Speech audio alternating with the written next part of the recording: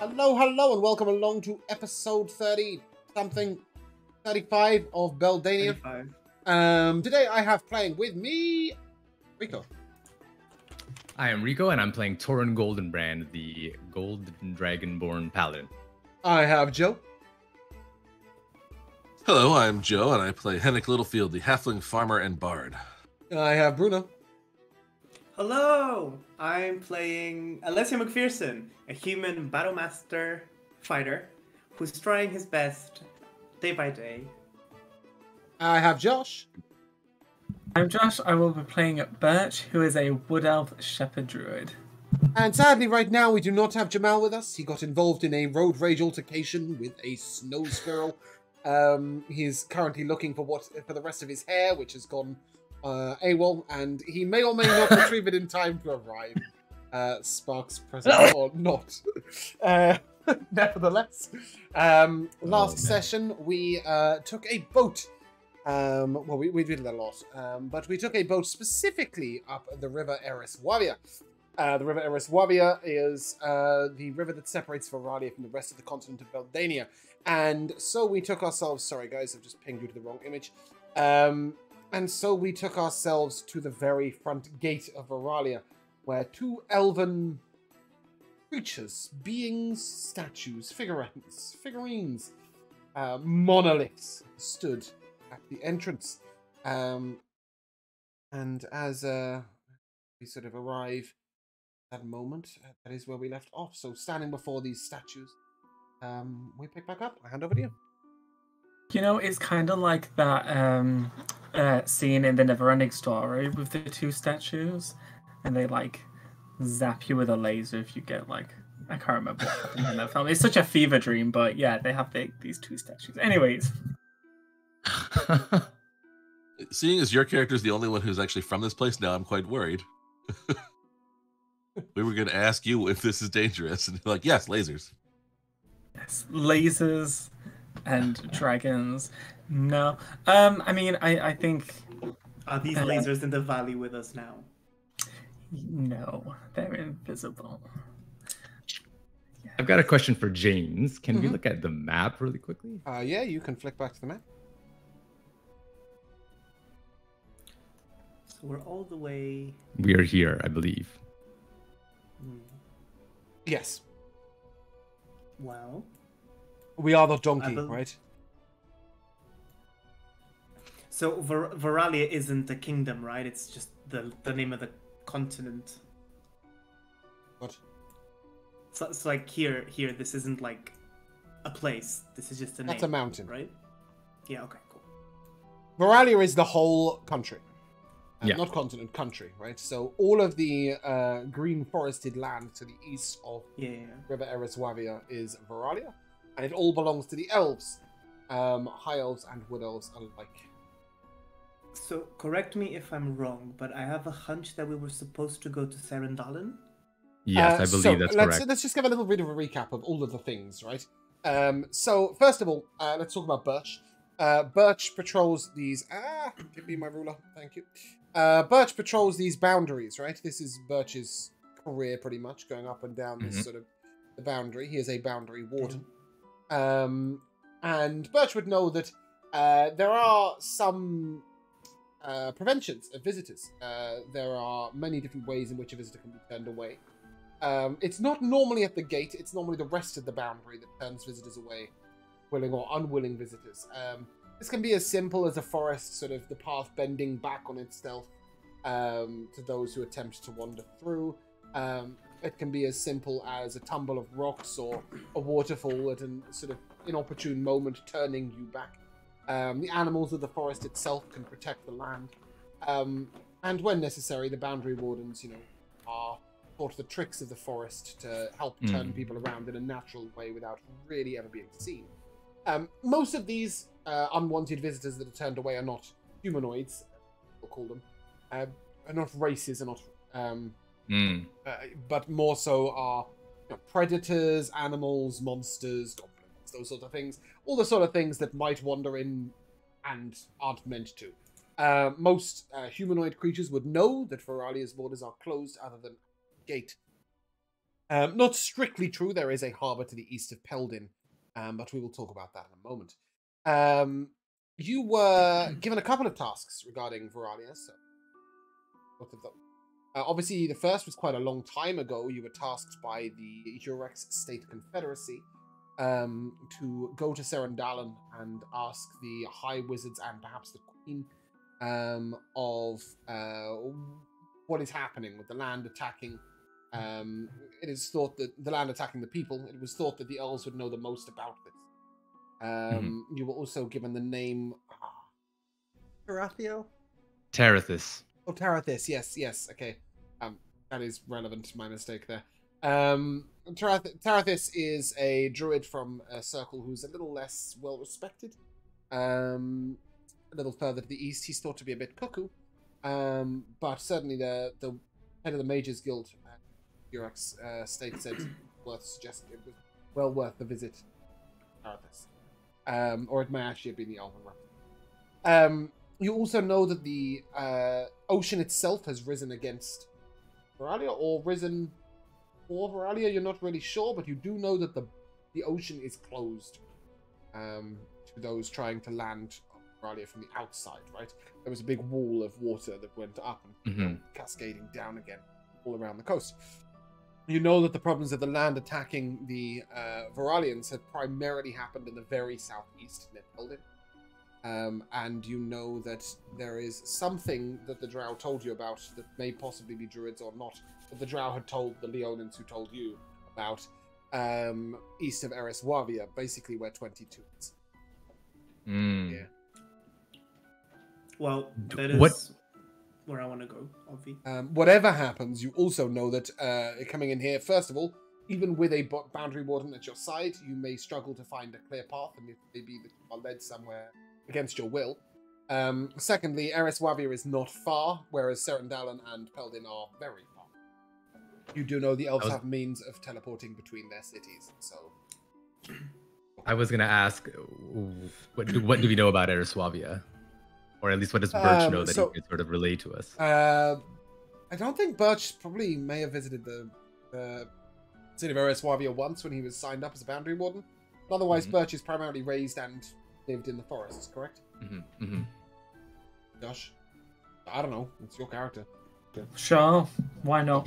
Sure, why not? Love that. Okay. Yeah, Birch has possibly been to the city once or twice for signing in, but that's about it.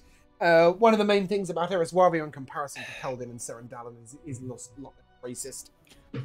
They do have members of other cities and other countries visit.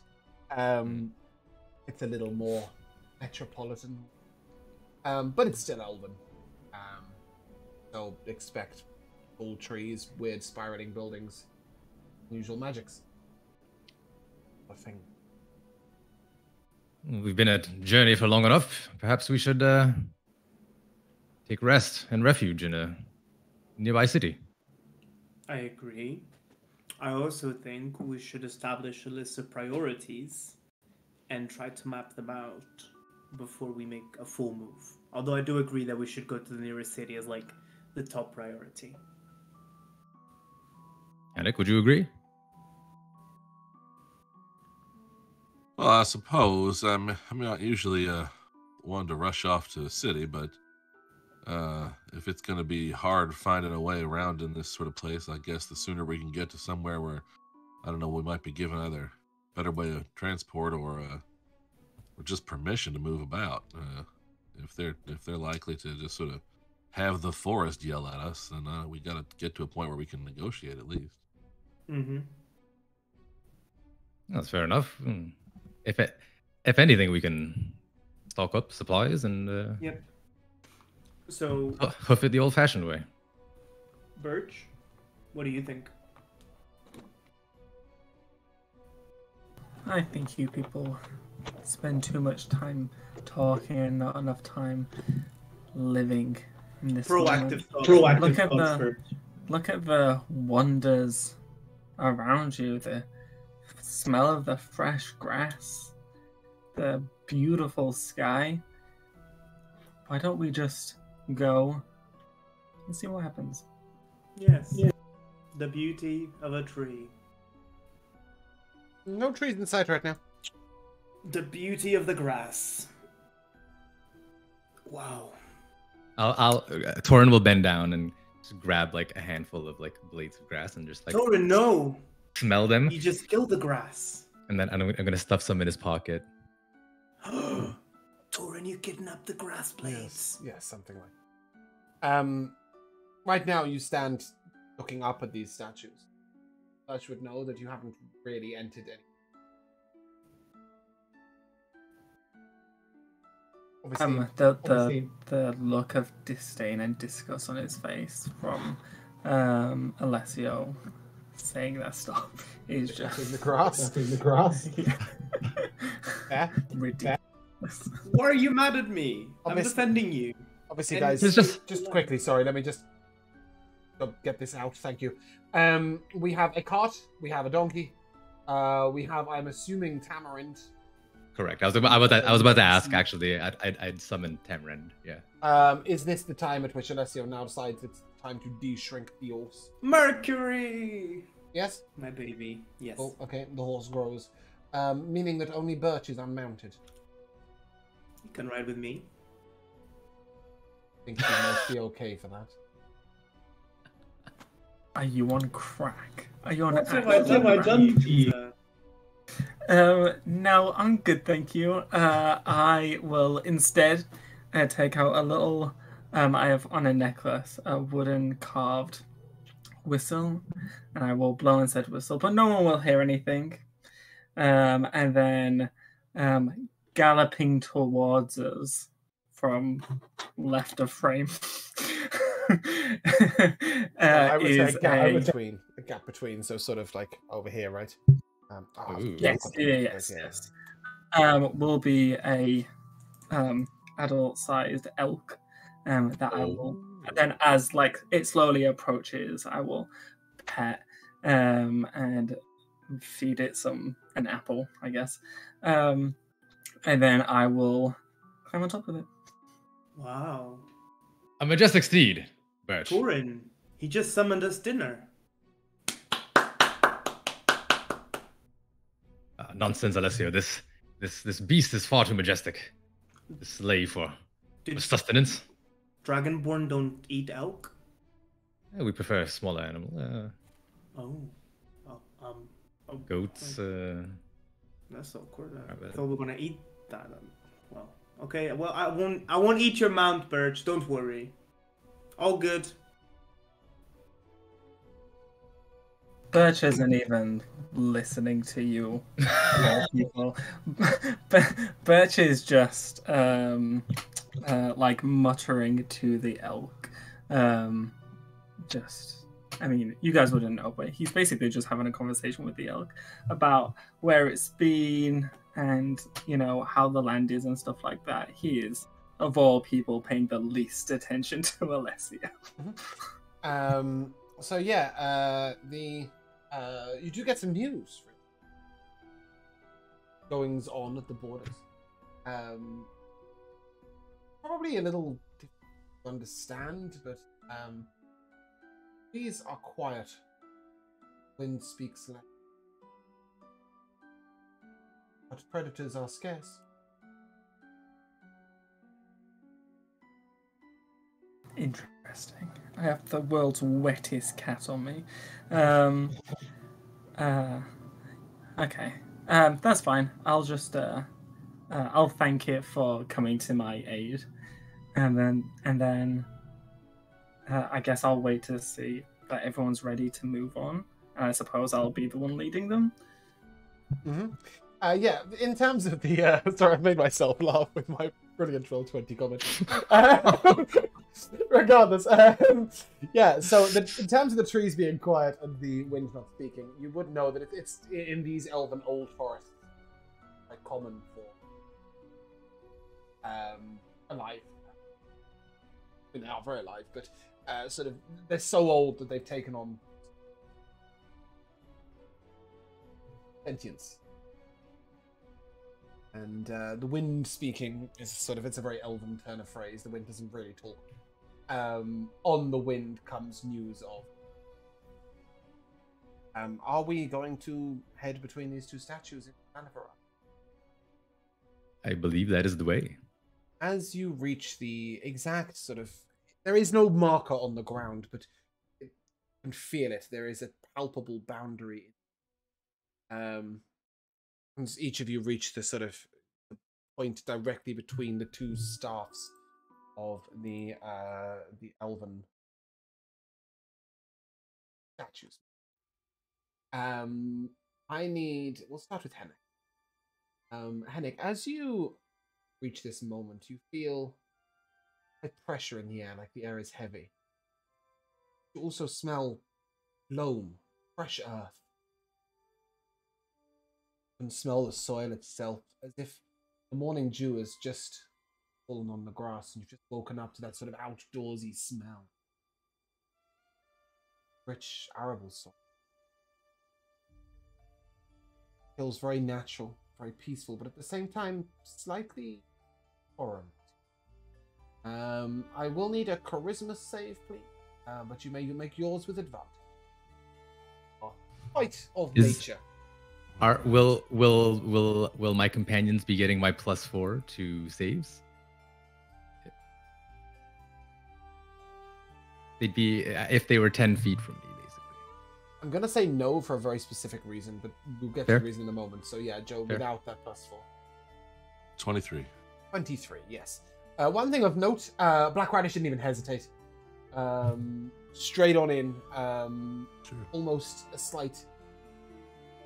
I hesitate to think that Hennick's donkey would become Poncy, but there is a slight prance in his step, as he... there's some joy in his walk. Sure. Next coming up is Torin. Torin, again, you feel this heaviness in the air, but to you it is an air of foreignness. You feel distracted for a little bit, and you have an irresistible urge to look up at the sky as if looking for something above you. And although you find yourself carried through this boundary already, as if Tamarind sort of again is welcoming to this area, or is feeling welcomed to this area, but you don't. I need a dexterity saving throw from you with your plus modifier for yourself to maintain your hold on the horse and not fall off. Because the horse is getting through, but I'm not sure you are. You'll be all right. 24, yeah. You catch your footing, and that moment of distraction is gone. But you can't help but think that maybe if you were walking on foot, you might not have even made it through. Speaking of people who might not make it through, Alessio, as you approach this boundary, for you it's something different. You've spent a lot of time understanding people and war and battle and all sorts of things like that. And there's sometimes a moment on the battlefield where afterwards you look about you and it feels unnatural.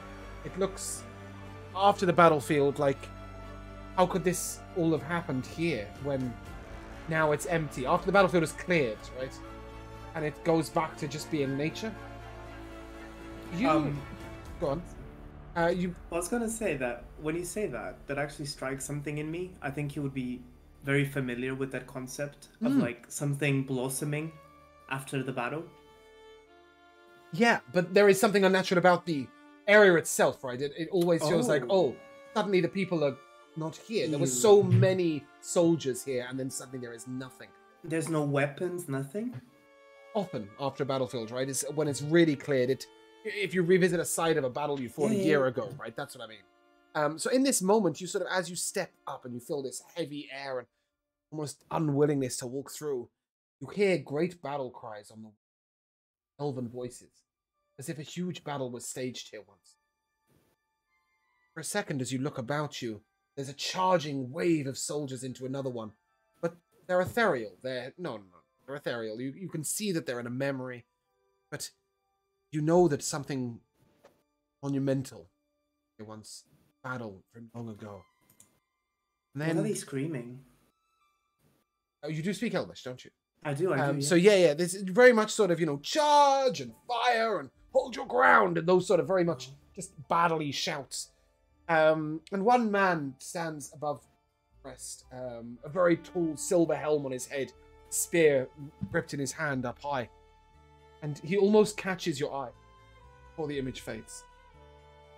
I will need a wisdom save as you suddenly are not even sure which side of that battlefield you belong on. And I saw there was elves on both sides fighting each other. No, you saw the elves, the elven army, as if they were facing you, right? So they were defending their boundary, and you are this side. So you don't know what the army was behind you. You were in the middle of the battlefield between two charging armies, and you saw the one in front. And the figure that I saw was on the elven Elvish, side. yes, exactly.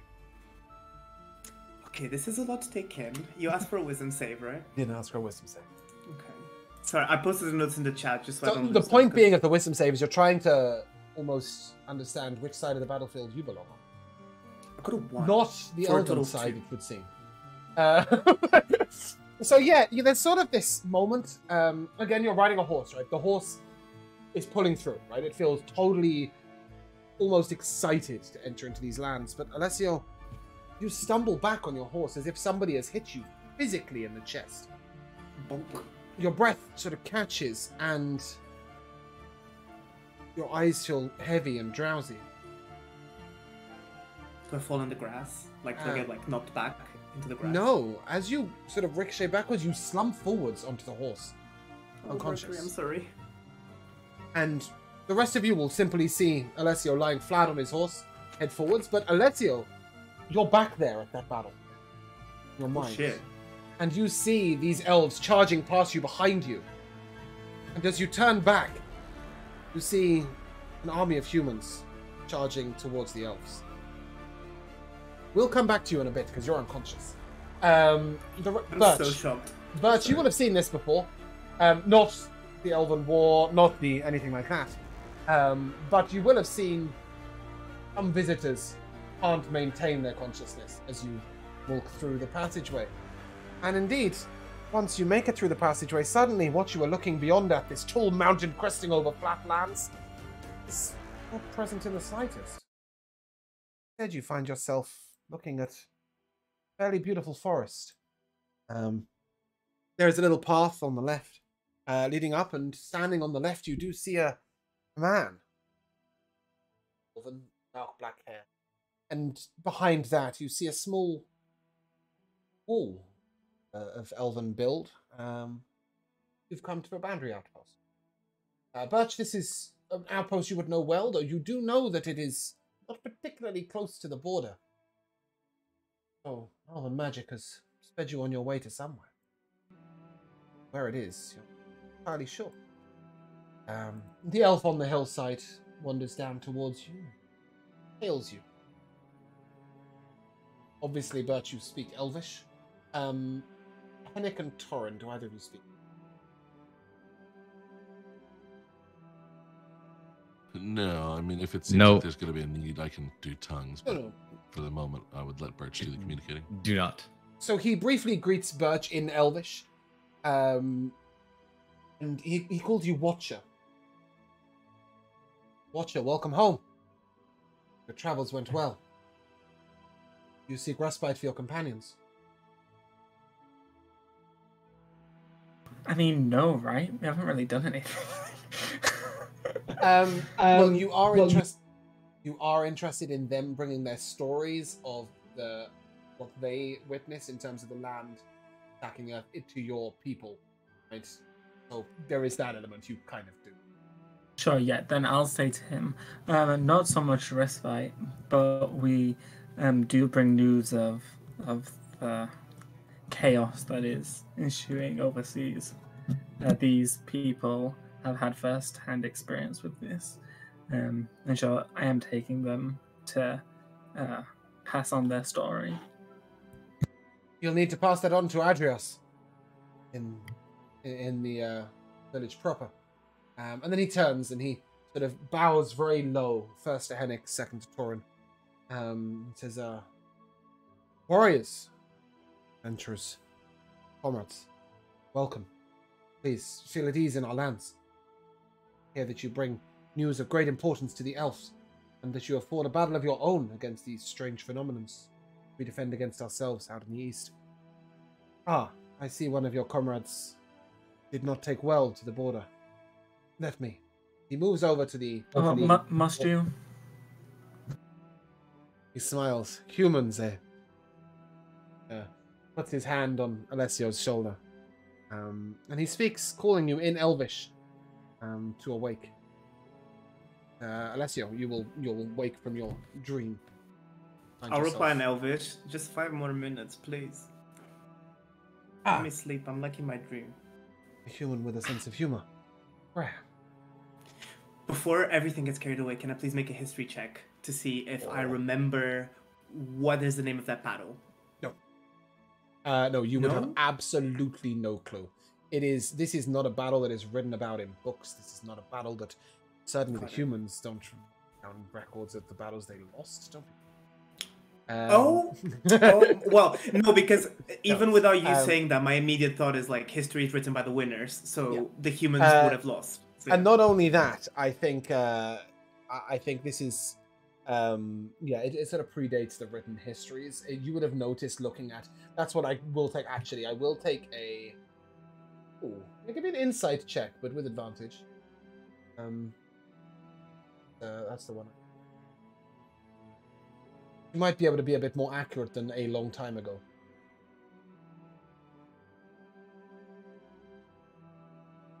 So that's a 7, is it? Yeah. So you notice the cut bronze of the armor. You notice the very unusual sort of coppering markings and weapons that, quite frankly, Alessio, you would deem impractical. They're quite ostentatious, unwieldy, and ancient in their making. You know this long predates any sort of useful weapons. Sort of prior to even the creation of the crossbow, for example. Almost no siege weapons.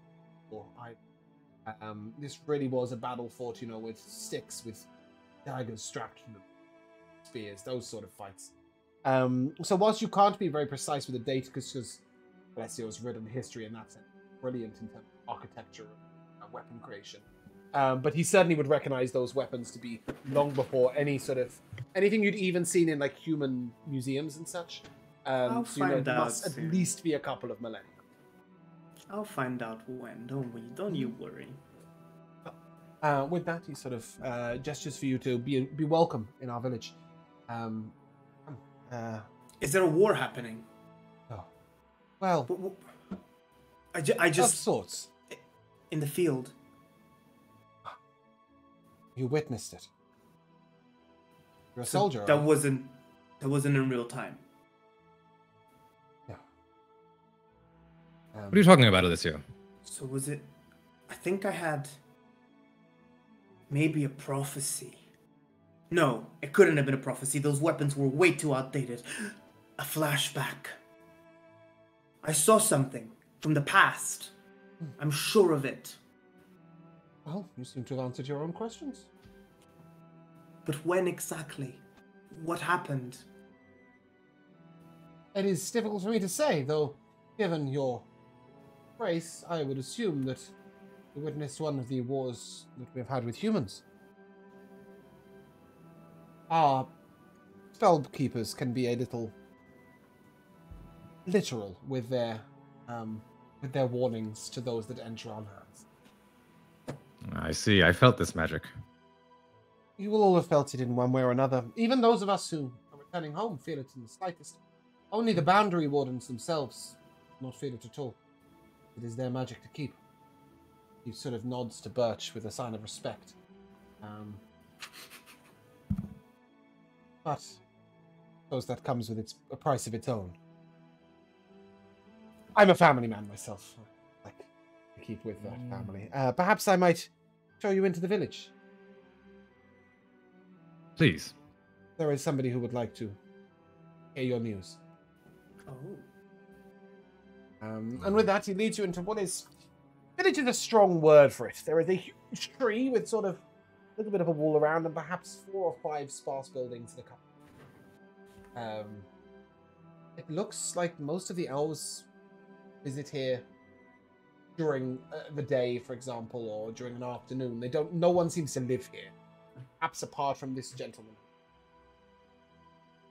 who will gesture towards one of the larger fixed abodes and say, "My home. My lady wife may well feed you in a moment, but I should show you to Adris first. He'll be at the office key." And he shows you towards what is effectively a glorified wooden hut. And sitting inside is an elf. He looks quite old and quite wizened. Probably verging on grey hair, silver grey hair. Elves do age gracefully. He looks to you all and may sense a tale of sorts. Thank you, Arian. Yes, that is Torin over here. I'll grab like Torin's tail and I'll shake it. It has a tail. I didn't think he did, but he could have a tail. I didn't think Torin had a Sorry, tail. I always assumed. That was so bad of me. I always assumed because Kobolds have tails. Dragonborns tend God, I not wish to. Sebastian was here. Please don't Kiavo's take his here. tail either. What about Black Radish? He's got a Kiavo's tail. here. Yeah, I'll Is he? grab Black Radish's tail. The joke will stand. I remain dumb. Do Leonin have tails? I don't know. I know that he doesn't wear shoes. Does that help? Man, he hasn't been wearing shoes. No, he doesn't Put wear those shoes. dogs away, Kiavo, right now. Jesus. Okay, more importantly, Yes. yes, the older elf will gesture for Hariam to go away. And Hariam will say to you all, you're very welcome at my home. When you're finished, if you wish to take a night of rest and a meal. You're most I gracious. really appreciate that. Traveling our lands at night can be difficult, even for those most experienced. Take note of that. And with that, he sort of turns and perhaps we might care for your mounts. He looks specifically at Hennick and Alessio. Well, as long as you don't feed him anything other than hay. Okay? Is that okay? I like to think that the care of animals is something that elves are quite proficient in. Hay is what he would like, then hay is what he will have. Cool. And if he says anything about me, it's a lie. Horses lie a lot. Sure I they do. never stole whatever he says I stole. Um, It's just that I met a druid before and it was a whole mess. right. Take I him see. away. And then he looks to Birch and to Torin, and your mounts will care for themselves, I assume. I'll look at Tamarin and I'll say, "Would you like to go with him?" And I'll just let him do whatever he wants. He sort of rears That his is- head up as it's sort of pride, and yes, he will go with the elves, though he doesn't need. Tamarin is actually smarter than me, so. Yes, that doesn't surprise me. And Birch, you're also very happy for your elk to return to the wild way once he came. Oh yeah, absolutely. Probably. I mean, when we got here, as I got off to walk up to the guy, I would have, Okay. let Okay, it go yeah. its way. Yeah, it makes a lot of sense. Kiavo's been floating on air or something, I don't know. So no mount required. Or sitting in the back of the cart reading a book is probably. Yes. Regardless, as you all find yourself in this sort of glorified hut, Adris gestures for you to take a seat. So, you have news of import, do you?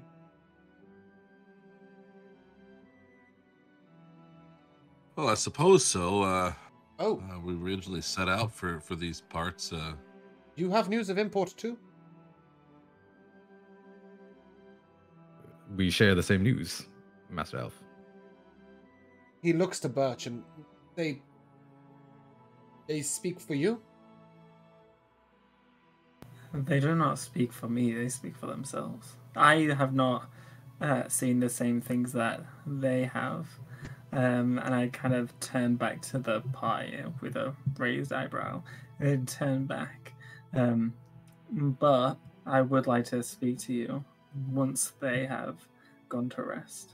Very I'll well. translate for Hennick and Torin. No, he's speaking in common. Their news is worth hearing?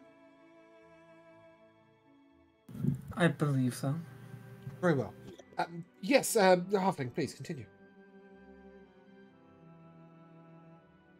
And I suppose you're worth telling. That is for you to judge. Now, we did originally head out for these lands looking for some information of our own, but we'd be very happy to let you know what we've encountered along the way. We see that if only from the wall of water we encountered down to the south, that you must be having some similar problems. We'd hoped or heard or surmised that maybe things weren't quite as bad here, since y'all seem to be pretty good with the magic and the land and all that. But we've encountered a number of things like that along the way. I'd be happy to tell him whatever stuff that, you know. You've had encounters with these strange phenomenons of the land? Indeed we have. Well then, quite frankly, I'm not the person worth telling. I'm little more than a boundary garden. I know little of these troubles. The land. If you have dealt with those problems and survived them, then Birch was wise to bring you here. We shall send you onwards to the Queen, if you will. We would appreciate that. Definitely one of the folk that we were directed to try to look for over here. She is much worth the telling, if it's worth anything. I have no doubt. So you see that at this point that sort of his respect for you has gone up, but he still doesn't really consider you as like part of the conversation in a weird way. It's more like he didn't. He was expecting Birch to have returned with people he'd caught at the border who had sort of tried to come in, right? So he's now really surprised that, oh, you're here on your own accord. You're not here because Birch has escorted you here. So he's suddenly realizing that, and things are turning a little bit. He turns to Birch, and this is no boundary encounter of yours. No. This is who I left to find. Oh, I wasn't aware of your leaving. I'm sorry. I hope everything went okay. Did you travel far? Not as far as I thought I might, but far enough. Down to the south, towards the deserts. Oh. Strange lands. Well,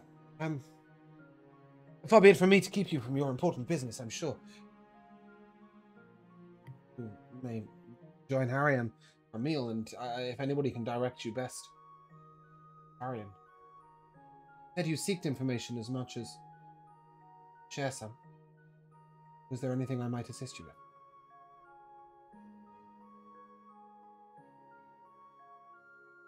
I mean, Henrik would take a moment and make sure that he sort of looks at Birch and sees if he's allowed to talk.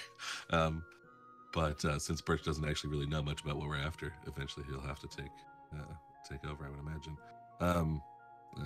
Yes, we originally, I know you said you're not the one to tell these things to, but just as a way of explaining, we had dealt with some things on our far western borders with the Yuan-Ti and so forth over that way, and the land was attacking them, and we didn't realize it was sort of a widespread thing until we dealt with some other stuff down here, in the deserts where Birch found us.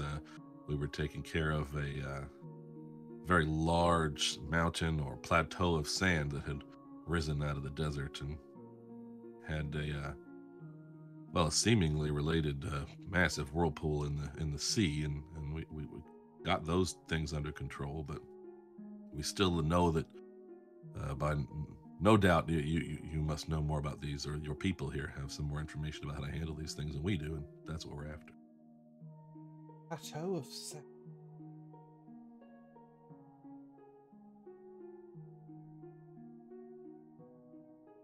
I think you will higher find even that than this wall of water.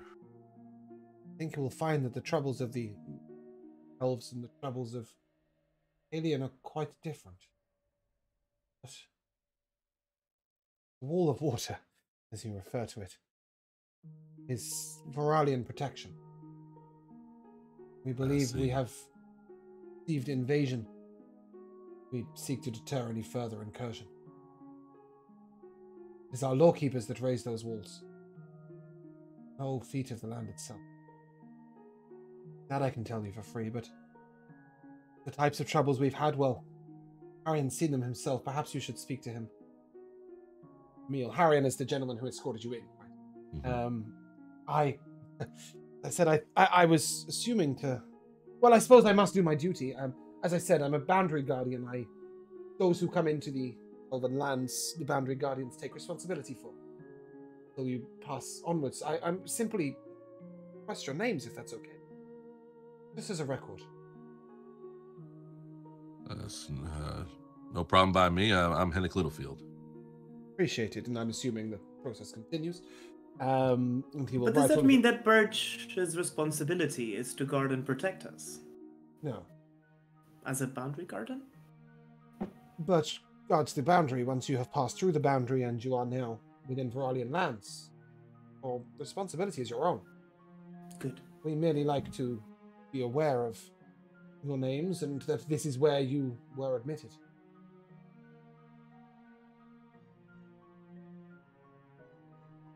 You carry no small magics about you. Obviously, far be it from me to tell you how to act, but respect to the land would be most appreciated, and the hunting of wild animals is... Please only hunt what you can use or eat. No more. We try to live at peace with the world around us. We ask that you do the same if possible. You must be hungry and tired. Travel into Veralia is a long one. Arian's wife makes the most exquisite of food, so you will enjoy it. I'm sorry I cannot be of much more use regarding information, but our stories are so different that perhaps it's best you hear it from somebody who's been there themselves. All right. With that, he sort of nods and... Yes?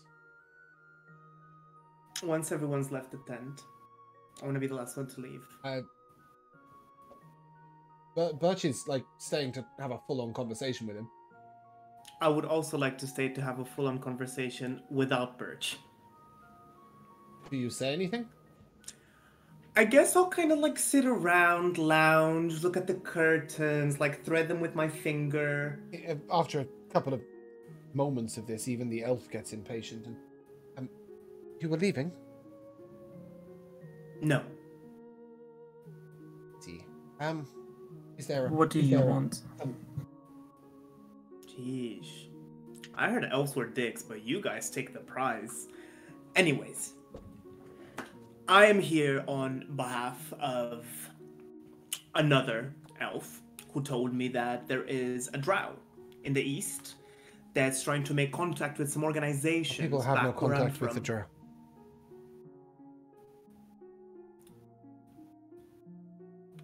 And where are these drows that you have no contact with? So our people have no contact with the drow. Yes, but where are they? How do you avoid them? Which locations do you avoid? We don't. Keep to our land. We assume that they keep to theirs. So where is their land? Most believe that the drow keep to the Underdark. I don't think that's particularly within Veralia or not within Veralia. As I said, it is their land and we keep to ours. Have no contact with the drow. If an elf told you of a drow, then they are no true elf. No, I know for sure that there is a drow making contact with people here in Veralia. And they make contact with enemies, not allies. So it's forbidden. He looks at you and... Not so much forbidden as it isn't done. We have no contact with the drow. What would be the implications of someone here being in contact with drow? They have turned from their people and from the natural state of the world.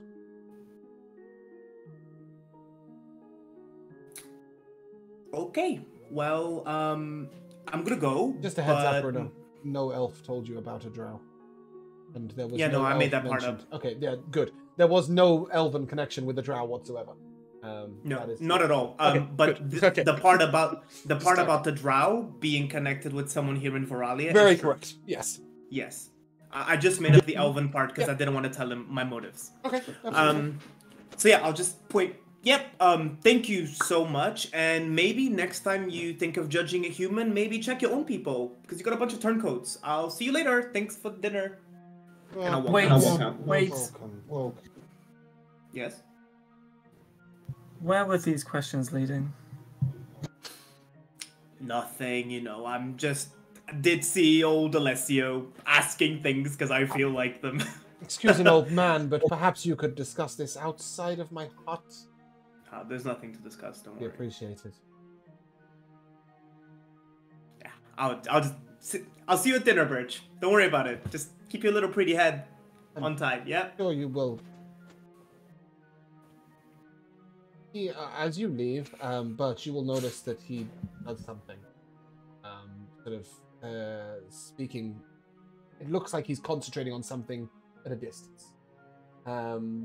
Alessio, when you leave the hut and I need wisdom savings throw. Slay! Time to go to war with the elves again. I got an 11. You hear a quiet elven voice, and you do speak Elvish, saying, I suggest you take a quiet sleep. And you find yourself unwillingly turned into a building that isn't where you thought you were going. Damn. Where you will take rest. Aless is really going down a route of hating every single person he meets in Beltane. Don't worry, because they're just incredibly racist. He's also going down a route of getting lots and lots of people to hate him, so it's going both ways. I feel like his hatred is slightly more motivated, because he's like, I hate you because you're a racist, and they're like, you hate me because I'm a racist, so I hate you for that. Definitely. Regardless. I think Lathander will be on my side. Adris turns to... I don't think so. Adris will turn to Birch, and that's something you wish to speak of. His name's Adris, right? Yes, yes. Okay. I'll move from, because I in my head this whole time was like stood next to him and not with the party. So I will then I'll walk so that I'm stood in front of him. And I'll just say, Adris, the world change is coming. It seemed that way.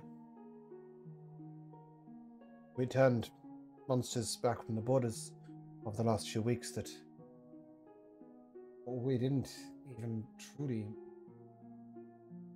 I think we knew they existed, but we didn't expect to deal with them. Unusual goings-on, tremors in the earth. I didn't tell your companions, though I'm sure Harry-Ann will. They're not being attacked by the earth. Die.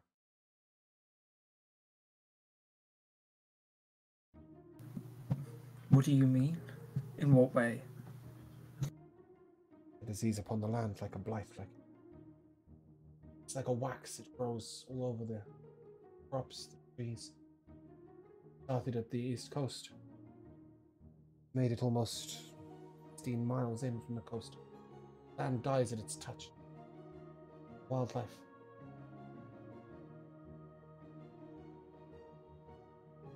Our druids work hard to hold it at bay. Sorry. Have we seen this before? So say the law keepers. But Harry knows more of this than I. Speak with him. What manner of human have you brought to me? It was not my choice that he came. But he is accompanied with better people. Yes, the halfling, almost one of us, boys. I think back to the dragon conversation and say, not fully. No, but I meant in his relationship with the earth itself. A boundary barely detected him.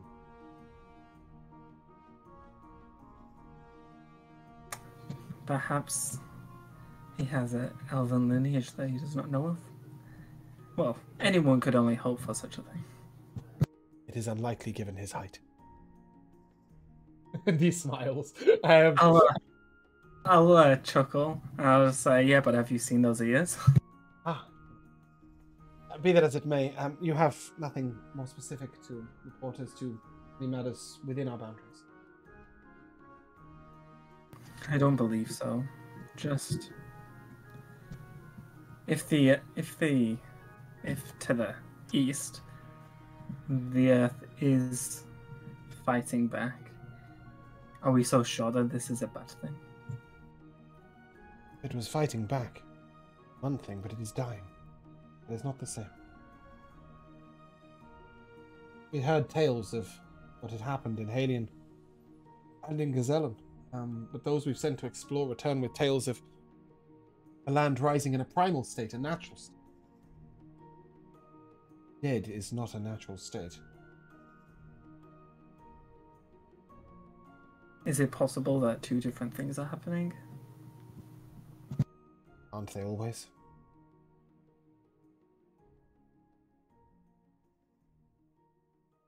I should go and check on our guests. Please, don't feel too responsible for them. They are their own people. Oh, I regret to say you won't find the human at Harion's house quite yet. I'll just have a slight smile. I know. I would just rather keep an eye on them while they're here. Your urge to protect rings strong, I guess. Do enjoy the meal. Harion's wife makes a most excellent meal. And with that, he'll let you go. Speaking of which, when you arrive at Harion's house, Henrik and Torin and Kiavel, you are greeted by a very beautiful, fairly tall elven woman. Her name is Eluria. She will tell you that when she greets you, and she's very tall for an elf, almost 6 foot. Welcome to my home. Please come in. Again, preparing a meal for you. I hope you enjoy it. I'm afraid we don't eat meat in this house. She sort of looks to Kiavo and the Dragonborn. I know that might not be your taste, but I hope that you'll enjoy the meal nonetheless. Oh, speaking of it. I'm afraid that one of your companions will not be joining us for this meal. It wasn't my decision. The human. Ah, I see. Is he all right? He is just detained for a short while.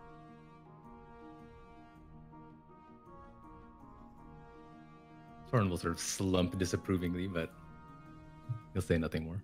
Harion turns and... I believe it was simply for the sake of expediency. We should speak plainly together at the table tonight. I believe that some of our purposes may not align with... Are you aware that your companion seeks a different path to yours? We are.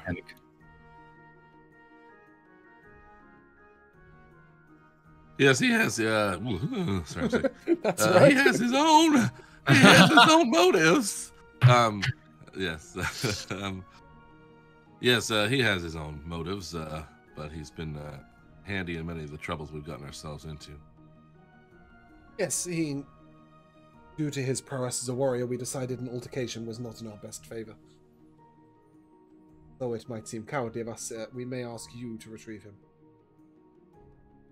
He may be slightly disgruntled. I'll go fetch him when the time is right. But in the meantime, you have seen troubles with the land, is that correct? That we have. That we have. Mm-hmm. Have we? I was called back to the circle I left long ago. My partner and I used to take part in a bird circle. Is that right? Yes, it's long since we cultivated the land so directly. Found it a lonely life. But nevertheless, we are old as elves go. Asked to look at the problem. I have seen visions through magical means of the troubles you speak of in similar the troubles you speak of in Halion, I believe. In Gazellum. Where their mountain rises against them with lava and flames. Rocks and unnaturally. But naturally in its own way, you know? It might not be its time and it might not be its moment, but it is of Arch, please, come in. And he sort of looks up and gestures for Birch to come in, who was meant to be here before this conversation. So, as you sit down, Birch, you magically glean everything that's already been said. I believe that you encountered a problem of a similar, albeit slightly different nature in Halion, is that correct? Yeah, I mean, a little bit more artificial, I suppose. That not something that would ever happen naturally, I don't think. Raising up of a giant sheer-sided mountain of sand in the way that it was, but... Oh, indeed. That doesn't sound natural at all. No, no, it weren't. He looks a little disturbed, but... The elves are facing a difficult problem. A different problem. It's difficult too, but also different. Words hard. Yes. We've been calling it the wax. It smothers, grows. We cut it back and it comes again. It's like a blight. Grows out of these trees and plants. Seen animals covered in it too. Mostly small ones. The larger animals seem to flee. Coming. But everything it touches dies. Well, that's very disturbing. Where just where does this wax? Sorry, to the east, east of Peldin. You may all be quite unsurprised to discover it's kind of here. Ah, I see. So that is the place that Alessio wanted to visit. Wanted? Once. Regardless. Yeah, he will explain,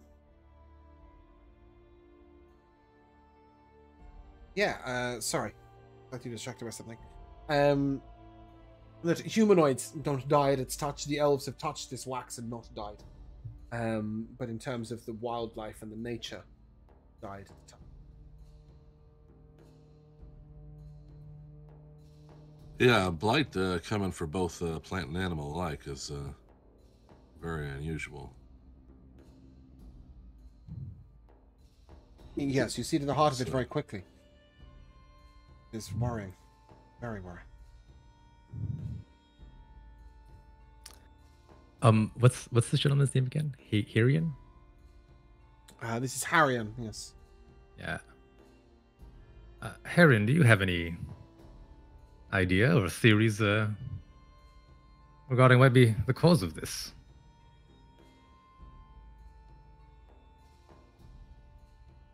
I do. Do share. I think perhaps it's best that I do not. Not because I do not wish to share information with you freely, but that I believe you should come to your own judgments before being influenced. My theory is shared by many of the lawkeepers. If you do visit this loam, this wax, sorry, this blight or this wax, I think it best that you draw your own conclusions and then share those with the lawkeepers, and they in turn share theirs with you. With your knowledge of other lands, you may come to a different conclusion, if not persuaded by the views that I have already brought to you. Makes sense. I hope this doesn't come across rude. No, not rude, Arian.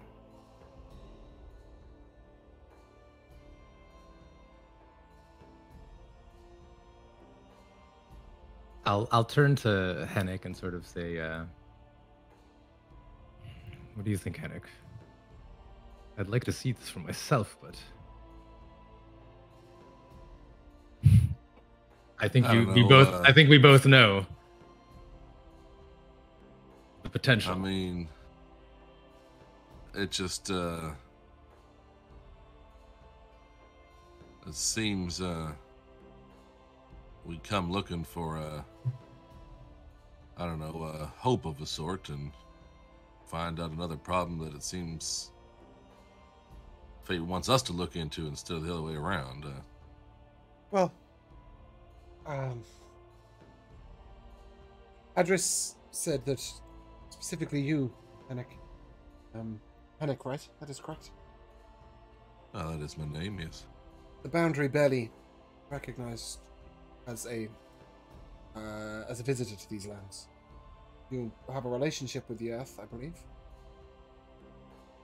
I suppose I can't deny that. If that is the case, then perhaps I was a little forward in asking for your assistance, as it is precisely up to you where you go.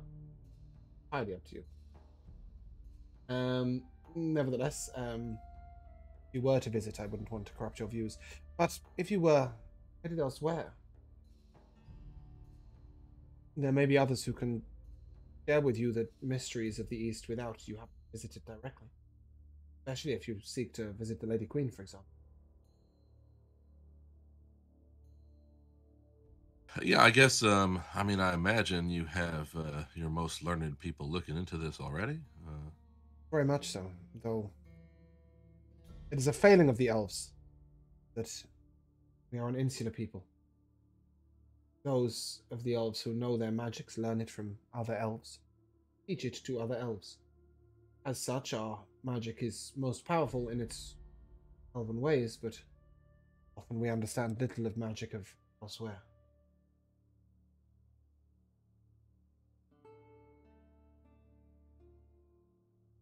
Well, I mean, it sounds like a... No, go ahead. 1,000 years of experience isn't much use if it is all of the same thing. Yeah, that's but certainly the elves have had foes in the past. Does this magic resemble theirs in any way? He goes to answer, and then his wife puts her hand on his arm. He quickly said, she turns to you and, do you know anything of old enemies of the elves? I fear not, my lady. We are quite simple folk from Sandringham, and Jawston. Does Torin believe he is lying? No, I don't think so. Very good. Then I will not ask her a deception check. She just sort of looks at you with a little bit of query in her eyes. We have had foes in the past. Many. And not always from lands apart from us. Defending against magic doesn't always require intimate knowledge of it, but it is often helpful. My husband and I have, well, suffice to say, we may find ourselves in a very different position if we didn't hold these views. We believe that magic of all races is worth studying. The lawkeepers do not agree.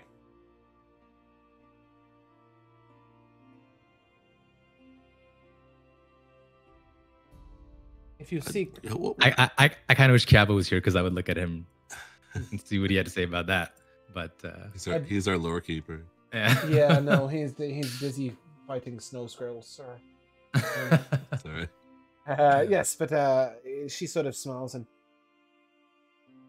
we have had many enemies in the past, but this is not something blight on the earth. It's not something we have seen directly. So she looks briefly to Birch and to Hennick. Perhaps you might understand it. Way.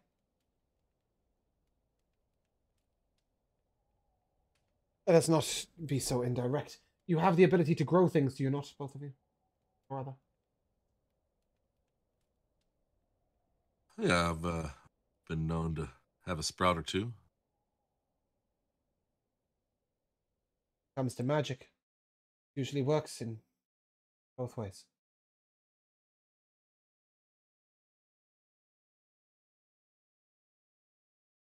How do you mean? Can be done, can be undone. Can be sped up, can be slowed down or reversed. Sure, I can understand that. It is uncomfortable for guess, me to suggest a druid might focus on hay, rot, and blight, as opposed to growth and nurture and nature, but must be considered.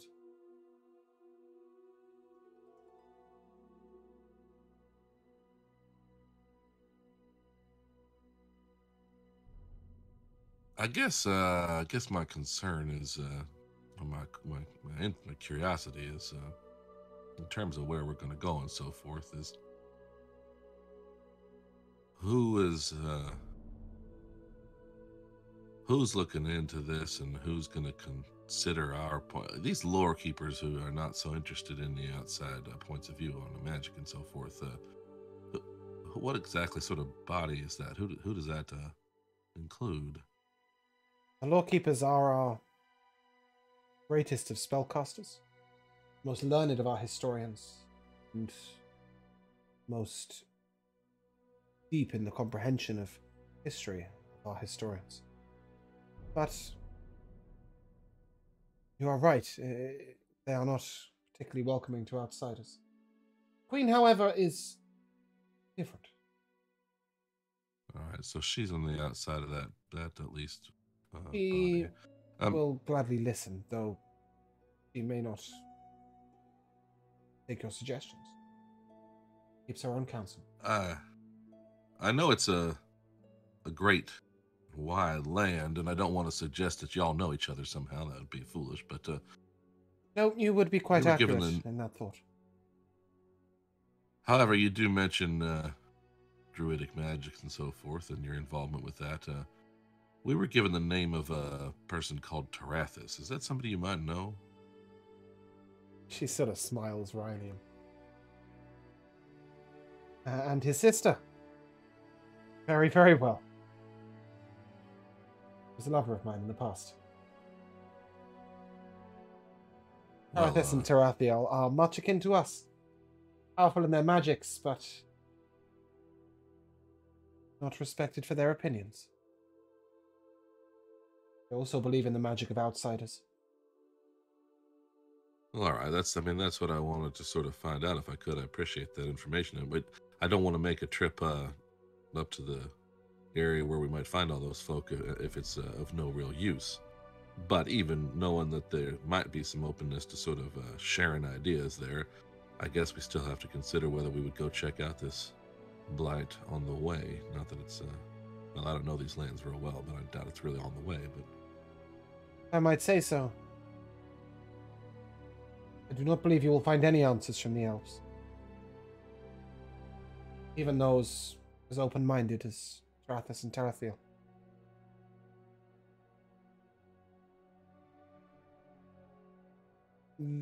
As I said, 1,000 years of experience isn't much use if it's all of the same thing.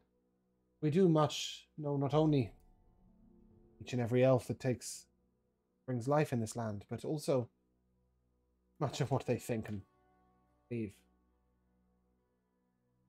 Well, we don't all get 1,000 years. Some of us are considered quite old, having only 60 or 70 years of that experience. And so, as much as you suggest that it's bad, and I agree for the folk here to not take in the views of outsiders, we don't have the views of your people. And so, while they may not have special new answers because they're sort of tight in their ways, they might have information they don't realize is useful simply because we don't have it yet. Very true. Very true. And the understanding of this problem has been researched quite deeply by our lawkeepers and much else besides. That is, we'll have all the information on it. But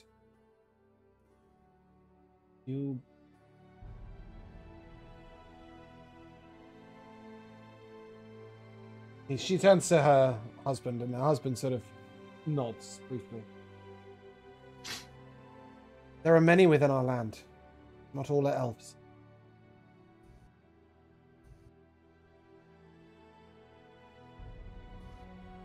Interesting. As much as I should say. So, I will ask, Torin, was it? That's right. Do you keep the old views of the Dragonborn? The views of the chromatics?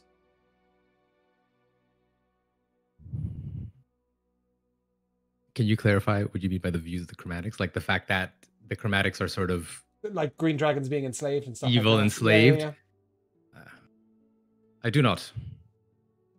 That is good, for you may find that sheltered within our lands are many who were turned away from their own. I suppose the question is, will they be kind to me?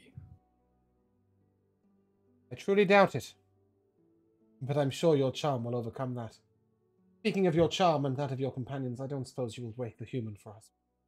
Probably time they join the conversation, I think. I'll go. Assuming I'm shown the way, Birch, I'll go fetch. Would you go with him?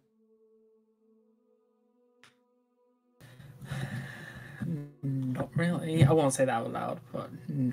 You can tell that Birch does not want to. Okay. Or perhaps But I will. Birch, Yeah. perhaps you could check on the mounts of your companions. How they doing? That'd be more amenable. An insight check. Should be fairly low DC. It's quite obvious what she's trying to achieve.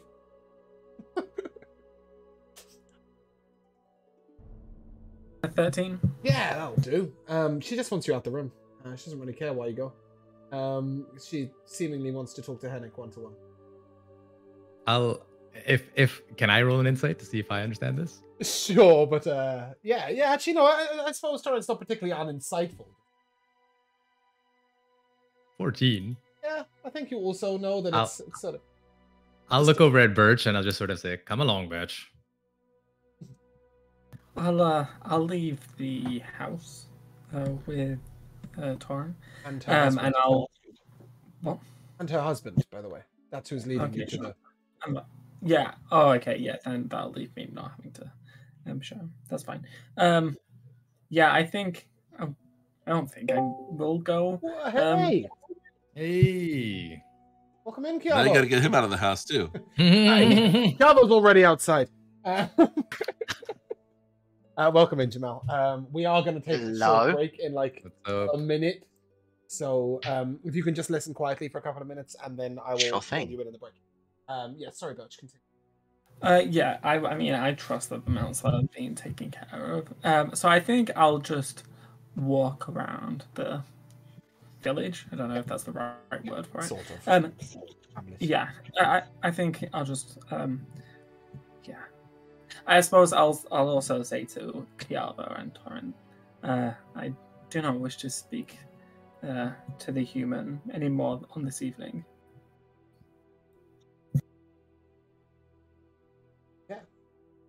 Sorry, Torin, do you want to reply to that?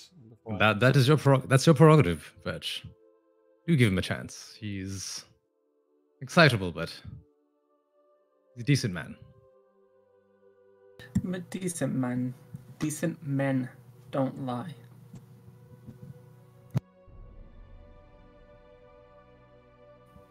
At no point did he lie.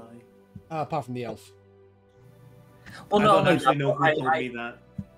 No, well, sure, but I also asked you where the questions were leading, and you was like, "Oh, nothing. I'm just being goofy, silly me." I mean, yeah, you're not being. Yeah, that's a sense. Being of dishonest. Yes. Regardless, I mean, like Torin doesn't know the context, but I don't think you'd put it past unless you were to lie to Birch. So I'll say nothing. But as this is going on, Aluria turns to Hennick. It was a little impolite of me to leave your companion sleeping in the hay. Apologize. Sure that they are a worthy companion of yours. I can certainly see both sides of that particular conundrum. Then you are a very, very understanding guest. But perhaps you do not know what provoked such an act. Your companion spoke of the drow. All right.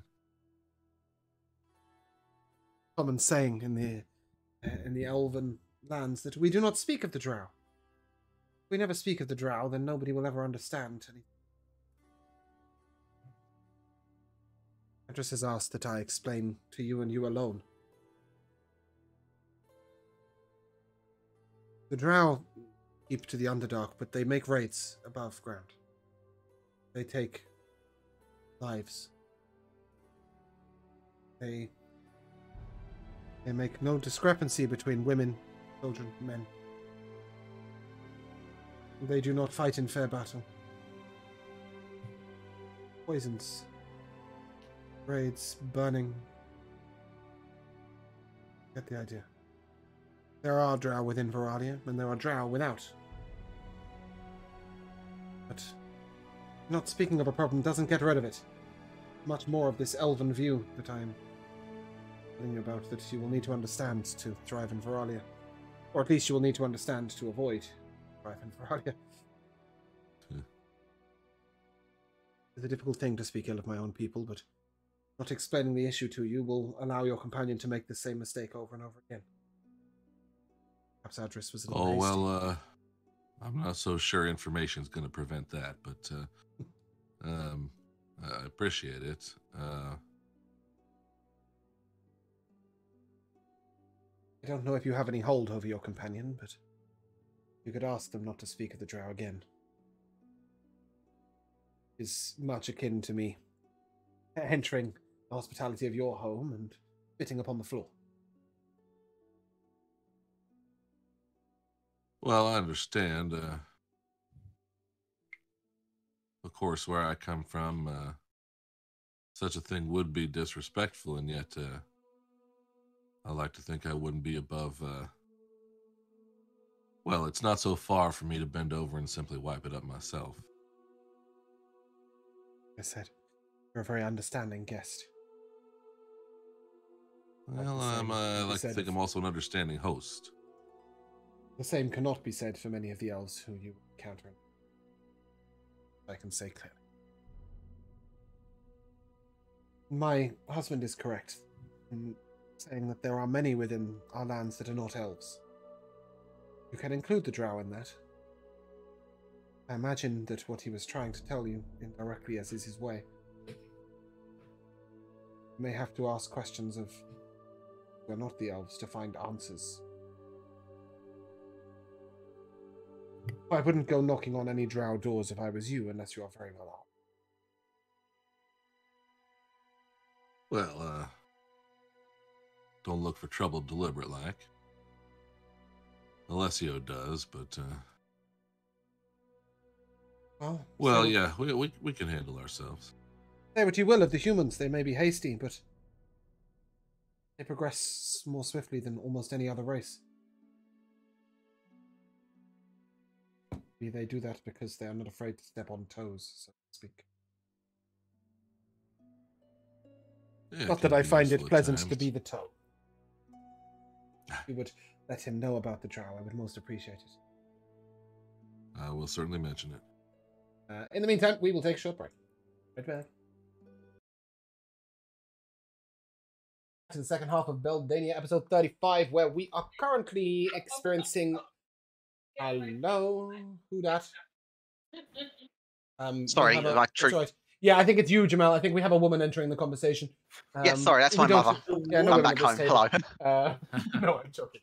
But more importantly, yeah. So we left off with Hennick leaving the building, probably to see Birch, sort of wandering around the hamlet area, and Torin and Harian and Kiaro, I guess, have just woken Alessio. So Alessio, you wake up and you see this elf with Torin and Kiaro. Let me sleep. Come now, Alessio. You need your strength. No. You must eat. Elves are rude. I don't like them. Alessio. What? We need to go. Why? Because there's a task at hand. You know this. What? Protect people that think so less of me. No, dinner. Ah, let us go then. I'll And stand up. also, Alessio, it isn't always about just protecting the people that don't care or think ill of you. There's people back home to protect as well. There's things to be done here that will help people back home as well. Your words make sense, but my emotions do not understand that right now. I know. Plus one intelligence. The elf sort of stands a little further back and just sort of, I do not wish to interfere in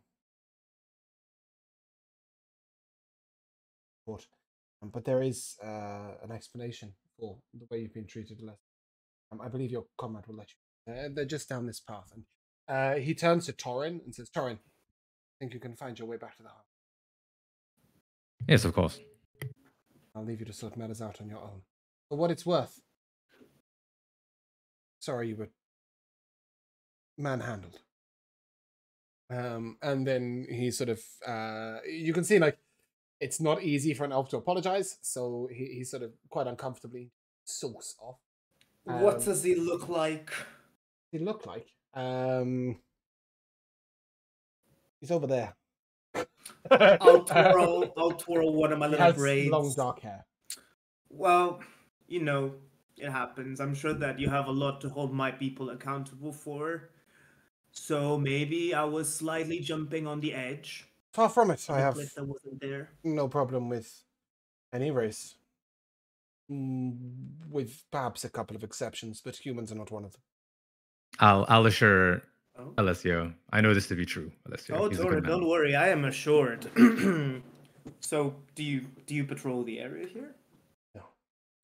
No. Oh, do you live nearby?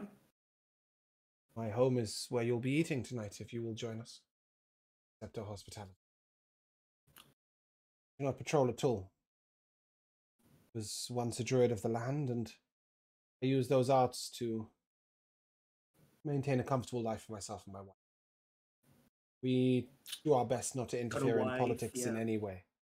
I remember that now. You have a wife. Yeah, Torin, dinner, yeah? I'll put my arm around his shoulder and lead him away. Maybe we'll have a sit down and drink. Yeah, obviously, as you walk towards the house, he stalks ahead, and you will encounter Hennick. Birch is a little way away.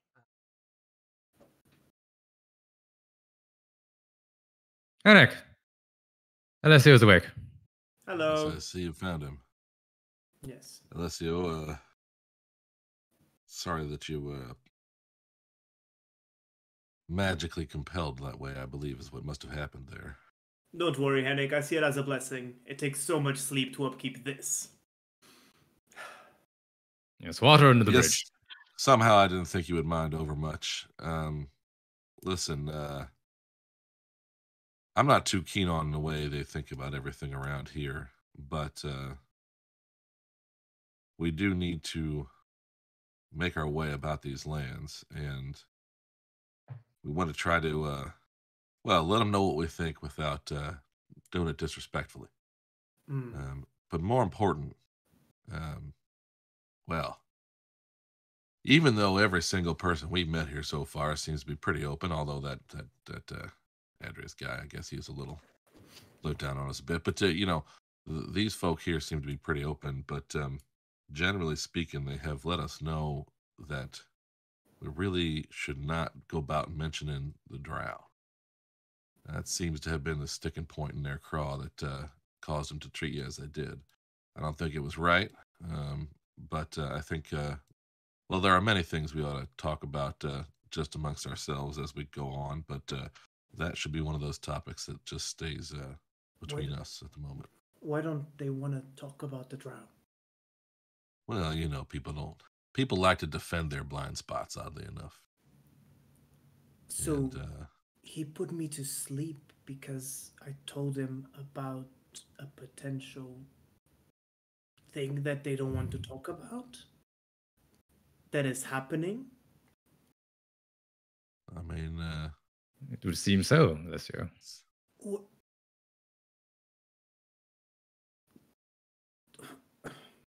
they know they have problems with this, but it is some sort of taboo or some such to speak about it. And, well, look, we don't. We got enough tasks before us, other than trying to get these people to look at their own sort of problems and that kind of thing. I mean, we've got enough going on. I would like to just sort of see what we can figure out about the problems that might spill out of here more than the ones that are contained to this land. And of course, the other thing I haven't, I sort of looked at because I assume Kiaba was walked along as well. Mm-hmm. So it's all of the core people here.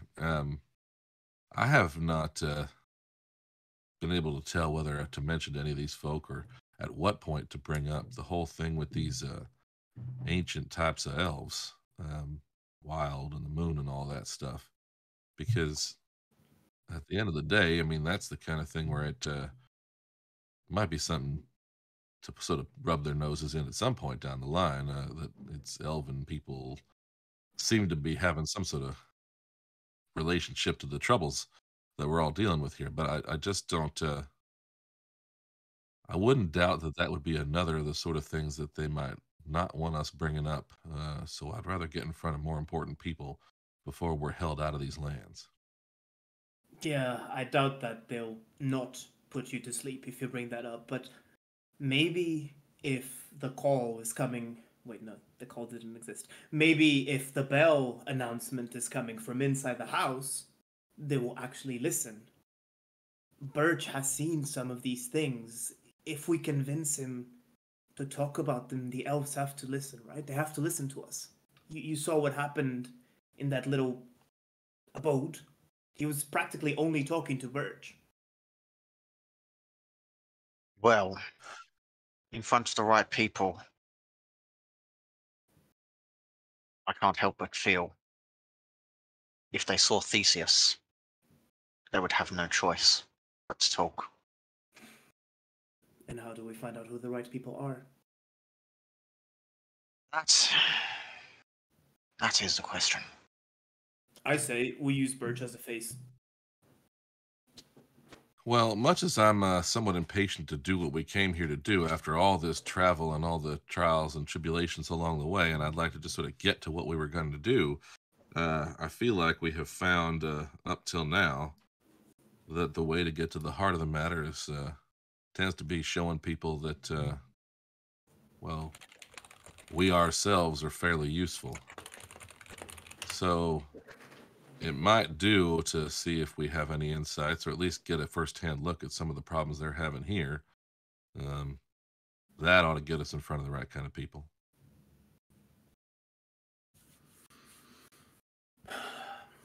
I have to agree with you, Henrik. As much as I feared that this may be the case. You haven't been wrong any time, so as far as I know, you're pretty much God. Well, I think that's a quite ridiculous statement, Alessio. Torin will like put his hand over his like amulet of Bahamut. He'll just be like, sorry. He didn't mean that.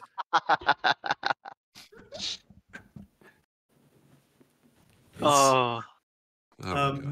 Then maybe it is time that we bring Birch in for the conversation. Well, I think we have to. I shall go get him. Perhaps. Let me listen. I am not the baby you think I am. I have some level of emotional intelligence, and I have thought carefully and strategized about what I'm going to say. Okay? Bruno revealing that his character has a second character inside him. I am a grown man. I have some level of emotional intelligence. Biggest I know I play it it for the fools. Torin just has like a big mitt on one of his shoulders, and he's like looking at like Henrik and like Cavo for like the okay to like let him go. Yeah, hang on tight, unless we have to make another suggestion. Alessio, someone else will go get Birch, or maybe we can see him at some place. Henrik, let me do this. I'm not going to do any harm. And I'll start like unsheathing my weapons and like taking my armor off. I'm serious. I have no intentions. I'm like wearing a plain white shirt and my little leather trousers. I don't think you plan to fight him. I think you just plan or not, you're gonna annoy him. Well, if we're going to be traveling together, we need to find a way to compromise his annoyance with me being One of annoyed. those compromises, my friend, might be letting somebody else go get the person who's annoyed as shit at you. Also, Look, Turin, did you inform Alessio that Birch has actually told you he doesn't speak to? I So did for the not rest of the actually. evening? No, that might be worth I did mentioning not too. inform him that. Yeah, he's Alessio. It's a delicate situation. You seem to have angered Birch quite a great deal. I don't doubt your heart in the matter, but perhaps he'll be more receptive. Why is he that mad at me? I should be that mad at him. Elves, you know, they're a proud folk. I think that came through No, my I'm not mic, letting him George. off because he's an elf.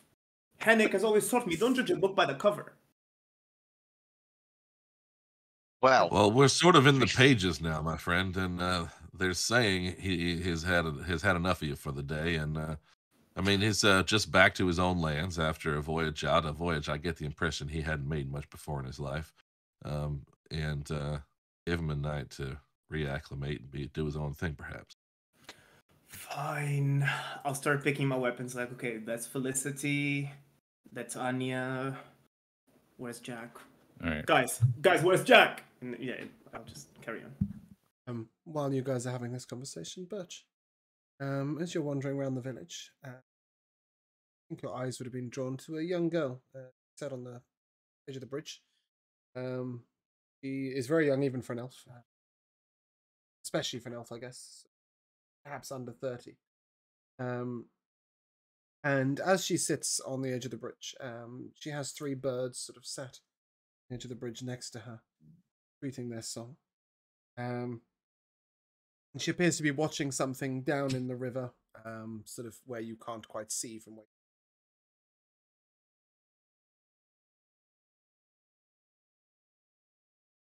What kind of birds are they? The birds on the bridge itself. 2 young sparrows. They may be connected to each other. And a swallow. And a small what? Nope, a swallow.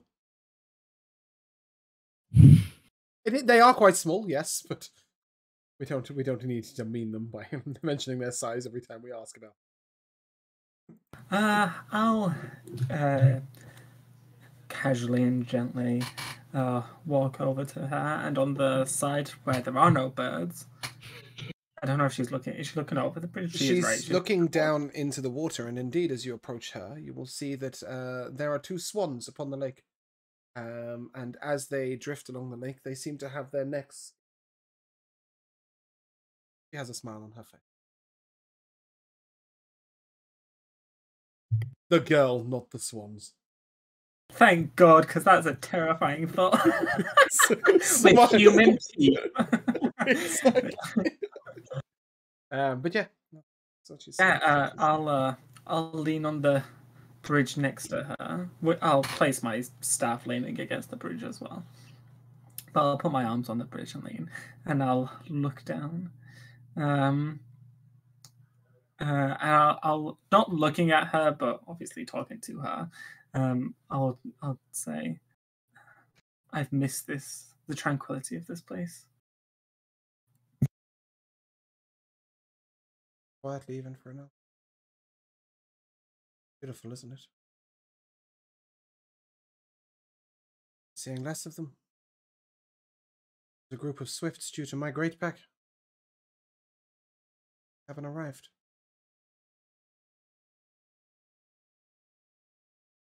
They say it's true. Last of the seasons for all of them. I think they know. I think they can sense something's wrong. But life always finds a way. You know what's beautiful to me? You can speak to sorts of animals if you learn the way. They're only ever concerned with happening right now. Hold no grudges of the past. I hold no fears of the future. Always in the moment. Selves could learn from that.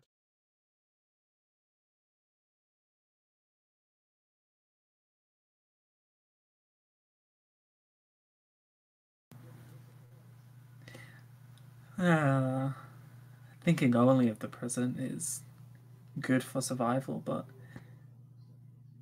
for periods of time, it would be unwise not to think of what's to come. Try and not repeat what has happened previously. Wisdom. Was it's important in its own way.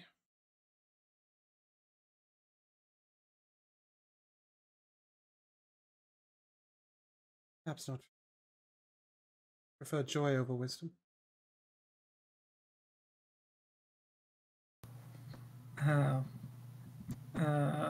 Fuck, what is I'm trying to think of something, but I can't remember what it is. It's like right on the tip of my tongue. No, I don't know.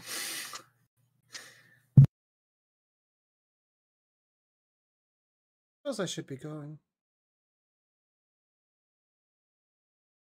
With that, she picks up her loot from down on the floor next to her, and she leaps off the bridge, if to land in the water. Feet don't touch the water.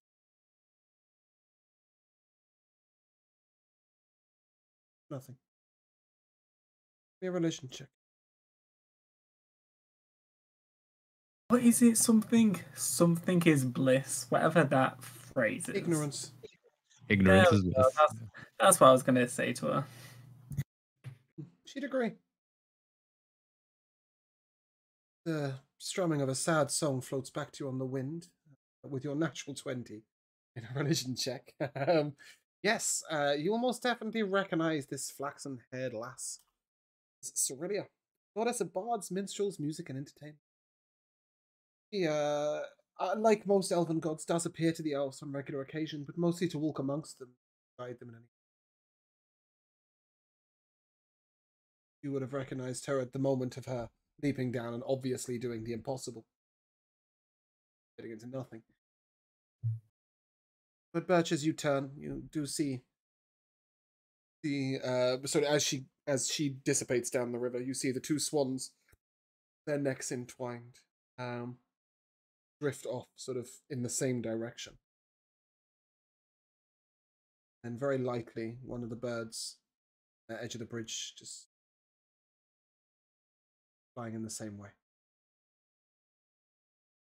And what way is this? The way that we had just been, or the way like further into the forest, or?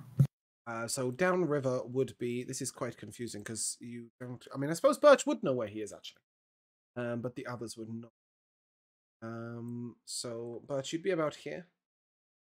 Right, did I put you guys on the map, or did I just?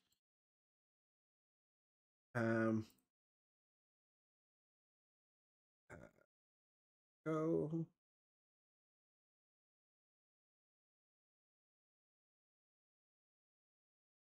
What happened to the music? Yeah, you guys are now inland a little bit. Sorry.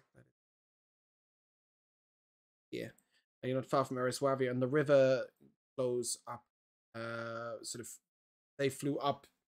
You know the river comes from the mountain down to the river behind you that you came from, and they went up towards the mountain. Okay, I'll just make a mental note of that. That's why she had gone, and I will.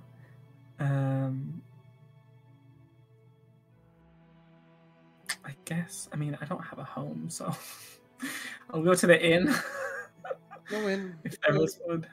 Well, then, you know what I will do then?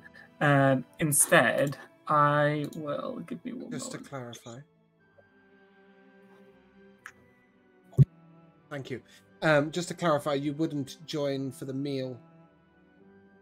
Ariane's house being offered.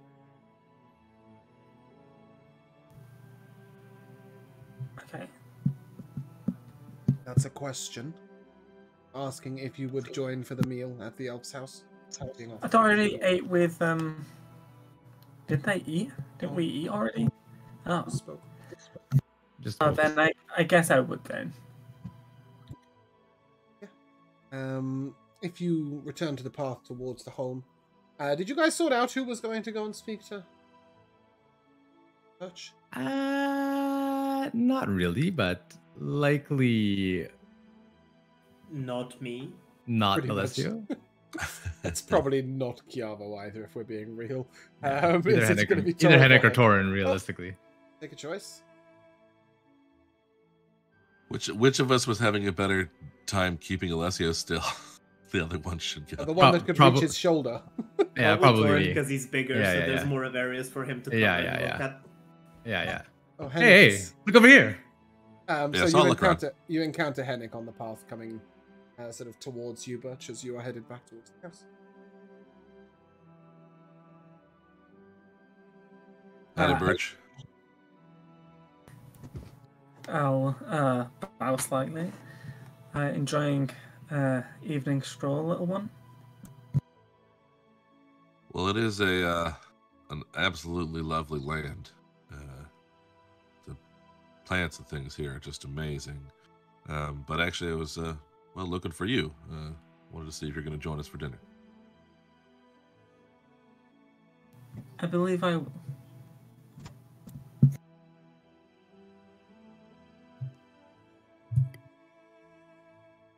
All right. Momentary distraction. Sorry. So- What did you say, Josh, in response? I said I believe I will. Have a nice stroll. Is that what you're saying? I think no, You believe will you will what? join us back for dinner. Oh, I believe right. I Join us for will. dinner. Sorry. Okay, misunderstood. No, it was fine. But the first time I couldn't tell you. It was like I believe, and then cut off. And I thought maybe he was thinking about something that was being typed with these 7,000 little messages I hear blipping off in my earphones. Sorry. No, it's okay. It's okay. I feel like I would say something to him. But just nothing's coming to my mind. It was sort of like, Alessio is, well, he's kind of a pain in the ass, no doubt about it. But he's helped us get through some things, and it sounds like there might be more to get through. And well, it seems like you're pretty handy yourself. And if you're gonna perhaps go along with us, I don't know if that's your intention. Wherever we're headed, or are you gonna stay back here at the border now? Well, I was sent by the queens to find you, so it would be only right that I return you to her. So I will be with you for a while longer. Well, we'll be happy to have you, and I'll do what I can to keep Alessio from causing too much trouble, but hopefully we can all work together well.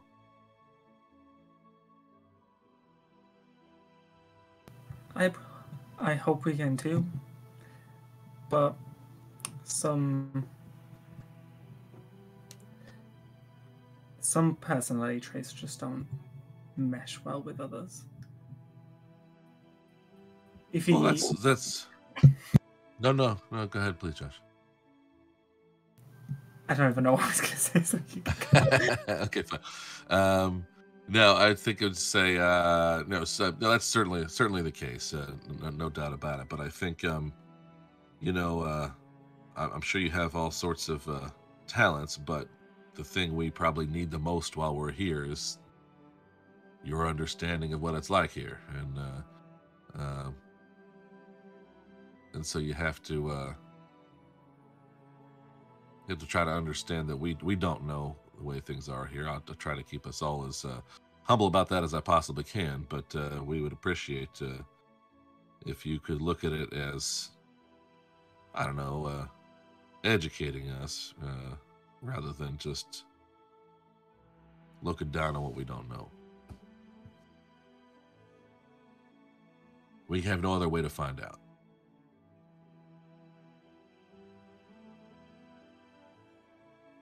I can certainly try. I have a question though, Henrik. Shoot. Do you trust him? Alessio. Well, I think that's a very broad question. Trust him with what? Well, he has a second mission than the group does. Yeah. If you get to the point where he wants to do what he wants to do with the druids, and you disagree, if he tries to resurrect his mother and the only way is some sinister method, will you stop him if he wants to?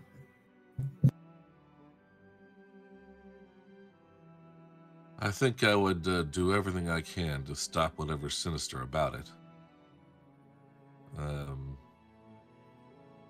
We shall see exactly what that entails. I mean, here's the problem. I've tried to suggest to him I'm worried about some of those things, but I have to admit the reason I'm worried is because it's things I don't understand. And I think it would be presumptuous of me to say right now whether I know and understand what needs to be stopped about the situation.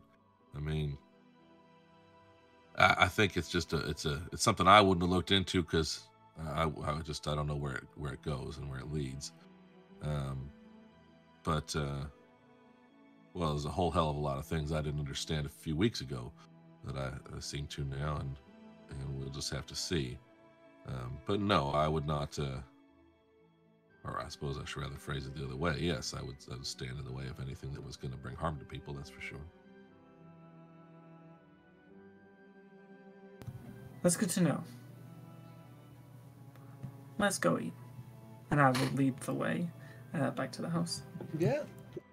As you come in, Honoria sort of looks up, and Alessio and Torin and Chiavo are already sat at the table. Very diplomatically, there are 3 spaces, one at either end of the table, and one. So yeah, it's it appears pretty accurate that they've sort of spaced it out so that you can sit as far away as you please, without giving any offense. And she says, "Oh well, it's a nut roast. That's okay. The land is provided. Hope you enjoy." And she begins sort of putting these huge platters on the table. And it smells incredible. There is not a piece of meat in sight, and yet the meal looks complete. It's like the element has been thought of. There are roasted vegetables that Henrik you can't even identify. You know, there are unusual nuts and slight fruits that you know, they're not sweet fruits, but there seems to be an endless amount of food. Over the period of the evening, Honoria, various conversations and more mundane things. She asks her what it was like growing up in Sandringham. And Alessio, she asks you what it was like growing up where you... in Harbondon. Sure, yeah. She speaks about where she grew up, in a small druid circle up to the north. And you feel like there's an element of educating that she's doing, but she's doing it in a very graceful manner, just sort of displaying the differences between an elven upbringing, even just as to the fact that she was seen as a child in her circle for 60 years, which is the majority of most of your lifetime. So, well, the majority of all of your yeah, well, apart from that. So she talks a lot about the different ways in which she was brought up, and she encourages her husband to do the same, because he was brought up in the same circle. She also talks of how, unlike most elven couples, her and her husband have been together for 6 centuries. Most elven couples don't stay together for long. And if questioned further on that, she will tell you that distance is what allows them to maintain such a healthy relationship. Whilst smiling at her. You know, don't spend too much time together is basically her advice. and then you can make 600 years work. But he sort of smiles indulgently. See that he very. And then, as they sort of get towards the end of the meal, the conversation begins to turn a little more serious. She talks about the different structures of law masters. She talks about the different druid circles, specialities, and often the disagreements between them can be quite tense, although there's no fighting. It's a very civil disagreements that turn into great political issues. She'll also talk a little bit about the Queen. The Queen has been on the throne for millennia, but recently she has started to be a little more open-minded, I guess. She started seeking answers beyond her borders. She believes this is due to a young gnome, young in her eyes, but the gnome's about 80, who has recently come to stay with the Queen as an advisor.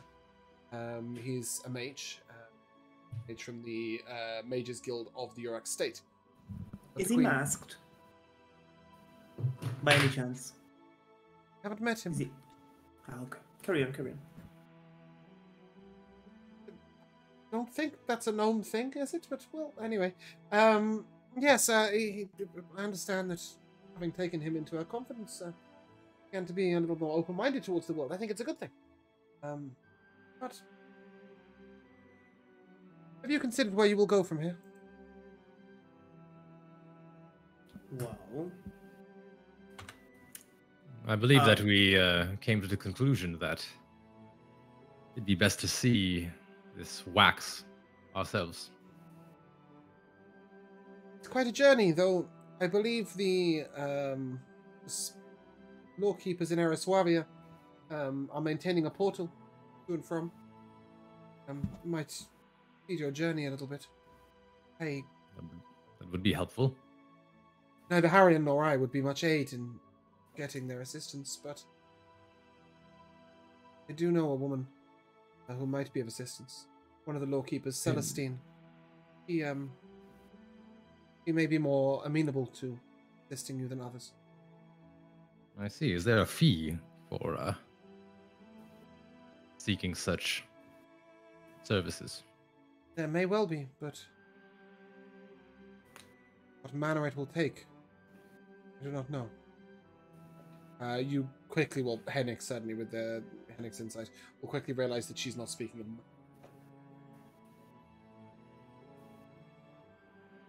Maybe that they ask you to do something or whatever. But she would say, well, if you're looking to go to Eraswavia, though, sure Birch can guide you quite easily. It's not a long journey. Perhaps a day. Well, not where you first entered the land. This is true, my lady. I'll lean to Hennig. Does this mean Birch is traveling with us? Yes, Alessio, I think he's gonna. Then the time accompany has us as come. I'll raise a cup. Yeah. I don't know either. I'll raise a cup. I would like to raise a cup to everyone at this table and to newborns, and I would like to personally apologize to you, Birch, for being carried away. I have proud myself for not allowing myself to judge an entire picture.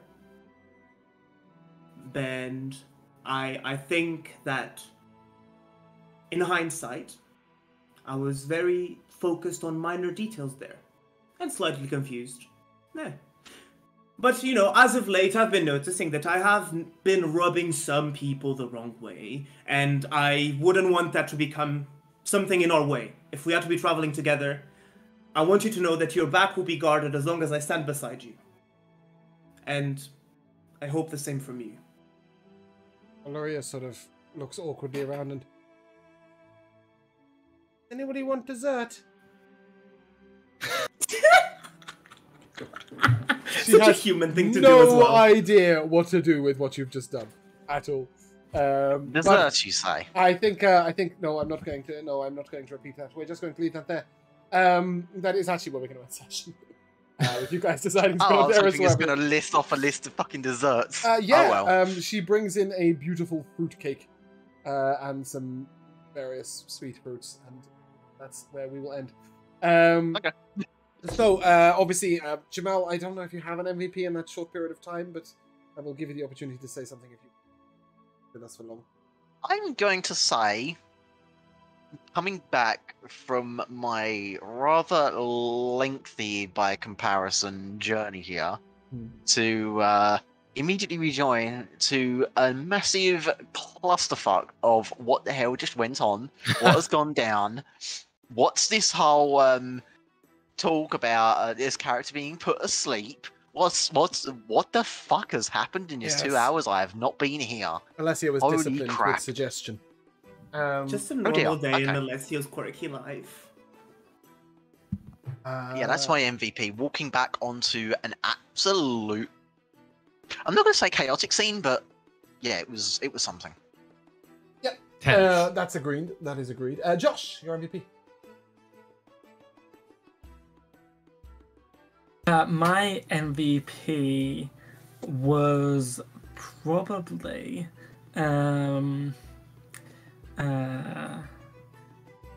probably speaking with the goddess. That was pretty nice. Oh yeah, bitch! I spoke with the goddess. No, you were I here. know Oh you shit! No, you were here for that. That happened in a second. Yeah. That little Oh. There girl was a who girl jumped off on the bridge. on That was the a on the goddess. bridge who was chatting to Birch, and there was. I didn't realize that One was a second. goddess. I was I context even I'd missed pasted somewhere. the information into Roll20.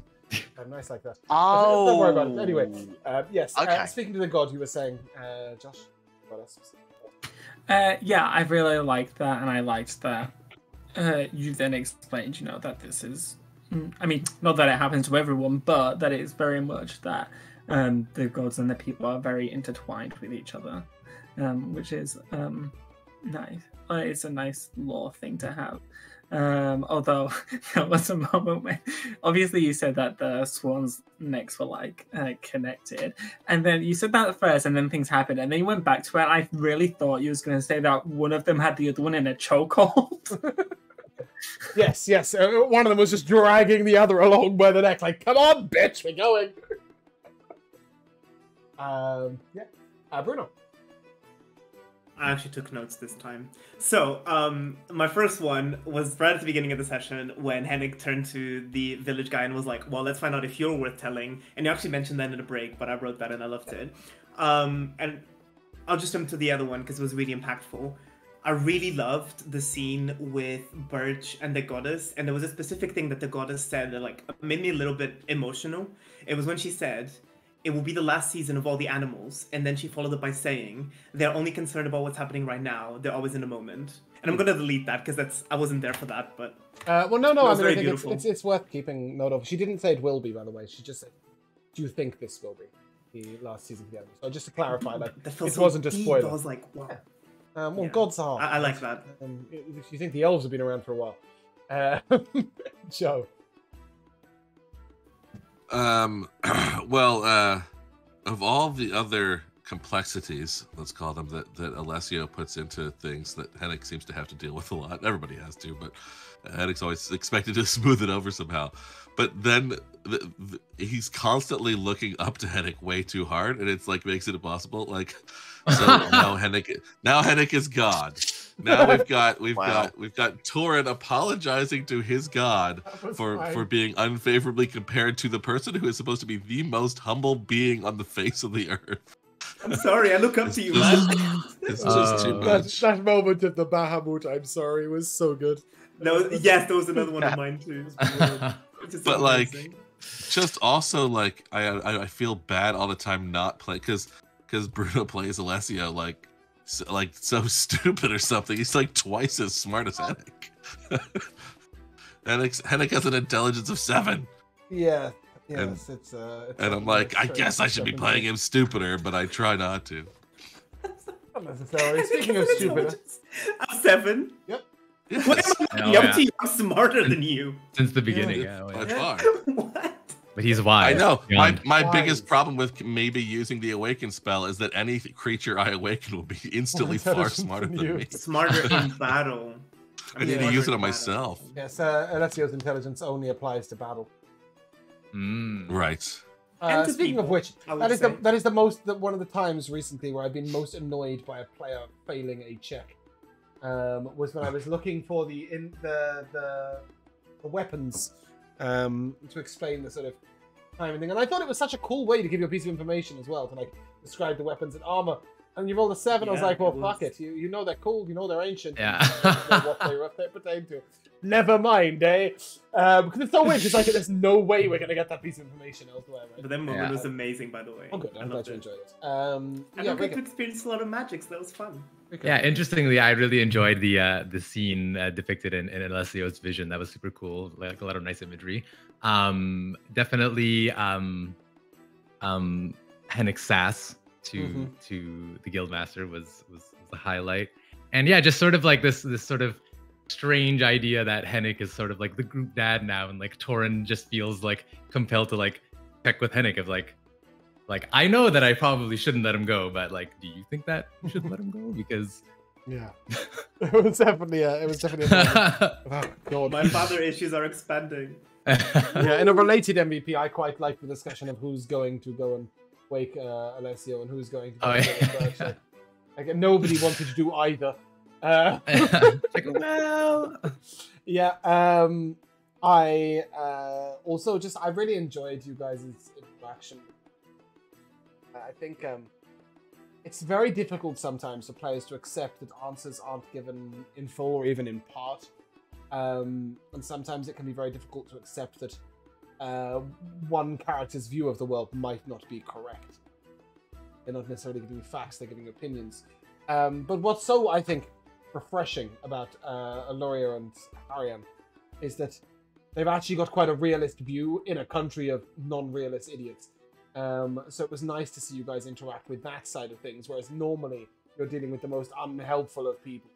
Like those Leonin who didn't even let you stick around after saving them all. Right? Like that's that's the normal people you get. So like you go now. We're like, okay. yeah, it was quite pleasing to see you guys interact in a very different, more open manner. Very enjoyable. But yeah, I'm looking forward to next session. Hopefully a little more prep will go into it. As I don't know where you're going. There is Wavia. And Indeed. I don't know if I gave you the name in the proper title manner, but they are calling the Blight the Wax. Yes. So it is actually like with a capital W, Mm. right? Yeah. That is where we're going to end. A reminder that we are taking a break over Christmas. Imagine we're not having a Daldania session. It's a tragedy. I know, right? I know everybody would much rather be playing D&D with me than having Christmas. That's What tragedy? I know. Nevertheless, I imagine we will probably pick up the week afterwards on New Year's Day, albeit 1 p.m/8 a.m. I don't know what time that'll be. You can join the Discord. But with that, that is where we are going to end. We are going to be raiding Lawful Stupid. They're great, but we should go see. Ow, I've mistyped it. No, I haven't. I put Law Stupid.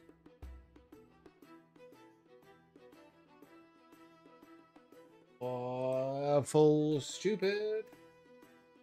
Yeah. So they're in follower mode, so never mind. But that's fine. Please just go and enjoy their content. They're brilliant. Yeah. If you guys Yay. would like to say goodbye, Bye. Bye. Bye. See you. Until next time. we shall see Until you the soon. new year.